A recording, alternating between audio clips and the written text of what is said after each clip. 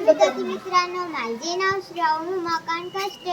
मी इयत्ता 5वी मध्ये शिकत आहे. माझ्या शाळेचे नाव जिल्हा परिषद माध्यमिक शाळा पानकनेरगाव. आमच्या शाळेमध्ये ग्रंथालय राबवण्यात आलेलं आहे. मी त्या ग्रंथालयामधून हे पुस्तक घेतलेलं आहे. या पुस्तकाचे नाव आहे स्वप्नाचा पाठपुरावा. याचे लेखक आहेत वर्ष गजेंद्र गडकर. याची किंमत आहे 100 रुपये. चला तर मग बघूया या पुस्तकामध्ये काय काय आहे. या पुस्तकामध्ये एक माणूस होता. त्याला एक स्वप्न पडले की आपण काही शेतकरी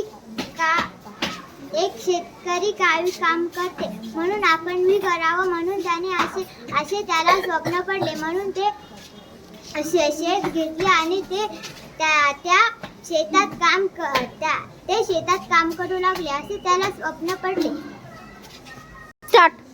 त्याचे कौतुक व्हावे म्हणून त्याने असे सोचले की आपण काही काम करूया.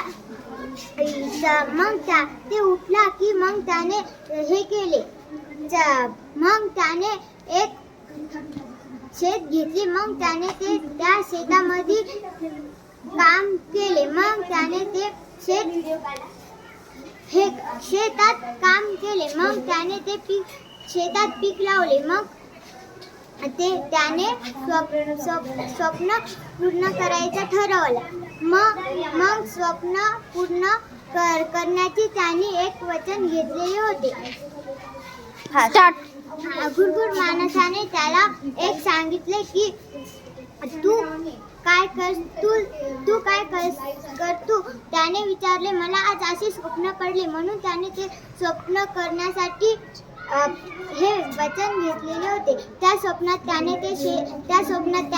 माझे 2 शब्द संपवतो.